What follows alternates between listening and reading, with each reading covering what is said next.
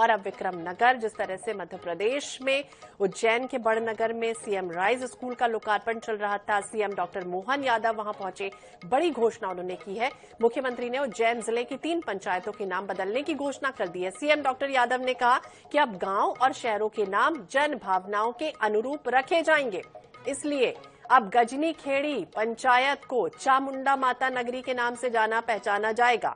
इसके अलावा जहांगीरपुर अब जगदीशपुर और मौलाना गांव को विक्रम नगर के नाम से जाना जाएगा। सीएम ने सभा को संबोधित करते हुए मंच से कहा, मौलाना गांव का नाम लिखो तो पैन अटकता है, समझ नहीं आता कि गांव का इस नाम से क्या संबंध है, इसलिए आज से मौलाना गांव का नाम विक्रम नगर हो जाएगा। तो सीएम ने ये घोषणा की, क्या कुछ कहा सुनिए। खेड़ी पंचायत का नाम अब चामुंडा माता नगरी के रूप में जाना जाएगा। बोले चामुंडा माता की। हमारे लिए सौभाग्य की बात है, अद्भुत स्थान है। मां बुलाए बेटे दौड़े दौड़े आए, तो स्वाभाविक रूप से मुझे इस बात का आनंद है। और माननीय कलेक्टर साहब यहां मौजूद हैं। गजनी खेड़ी के अंदर आप नए विकास का प्रस्ताव बुलाओ, हम सब मंजूर करने की यहीं से घोषणा करते हैं। और गजनी खेड़ी के बाद एक और नाम अटकता है, वो नाम है मौलाना।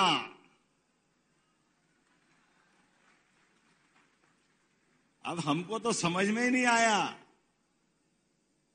गांव के अंदर इस नाम से क्या संबंध है। हमारे पुरुषार्थी लोग इस भाई साहब इस बड़नगर विधानसभा में अपने बलबूते पर प्राइवेट सेक्टर में इंडस्ट्रियल डेवलपमेंट का काम कहीं होता है तो मौलाना में होता है, वहां के अपनी उद्यमशीलता के बलबूते पर। पंजाब, हरियाणा, दिल्ली, वहां जो मशीन नहीं मिलती है, यहां मशीन मिलती। इतना आनंद आता मौलाना गांव के अंदर, लेकिन नाम लिखो तो अटकता पेन। मैं विक्रमादित्य की नगरी से आता हूं और मैंने पूछा कि इसका नाम क्या किया जाए, तो उन्होंने कहा विक्रमादित्य के आधार पर विक्रम नगर इसका नाम किया जाए। तो आज के बाद इसका नाम भी विक्रम नगर किया जाएगा। तो नाम जो बदल दिया गया है 3, और इसके बाद सियासत भी पूरी तरह से तेज होने लगी है। ज्यादा जानकारी के लिए बात करेंगे भोपाल ब्यूरो चीफ अनुराग मालवीय, हमारे सहयोगी हमारे साथ जुड़ गए। अनुराग, हमने देखा था पूर्व सीएम शिवराज सिंह चौहान ने भी इलाहाबाद का नाम बदल दिया था, प्रयागराज कर दिया था, और इसके बाद लगातार सियासत होती रही। लेकिन अब जिस तरह से नाम बदला गया है, और अब कांग्रेस कहीं ना कहीं ये कहती हुई नजर आ रही है कि प्रत्येक नागरिक तो कर्ज के बोझ से दबा है। शिक्षा, स्वास्थ्य का हवाला उन्होंने दे दिया कहीं ना कहीं कि नाम बदलने से क्या होगा।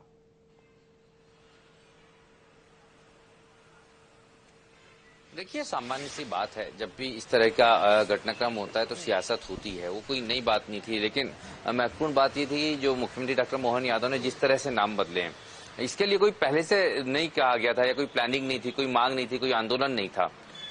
ये आश्चर्यजनक था, क्योंकि जब वो बड़नगर पहुंचे और वहां पे सीएम राइज स्कूल का नाम अटल बिहारी वाजपेयी को समर्पित किया, तो उसके बाद में कहीं ना कहीं चूंकि वहां अटल बिहारी वाजपेयी पढ़ा करते थे, तो यही कहीं ना कहीं उनके दिमाग में आया कि जिस तरह से इन तीनों क्षेत्रों का पौराणिक महत्व है।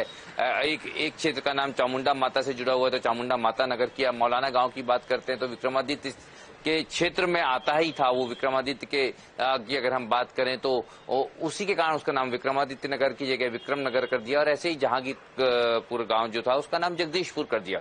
तो दरअसल अगर डॉक्टर मोहन यादव की बात करें तो उनके संदर्भ में कहा जाता है कि इतिहास का काफी उनको ज्ञान है, और यही कारण है कि उनको बहुत एडमिनिस्ट्रेटिव एक्सरसाइज इसके लिए नहीं करनी पड़ी, और उन्होंने एक ही मंच से इन तीनों ग्राम पंचायतों के नाम बदलने की घोषणा की।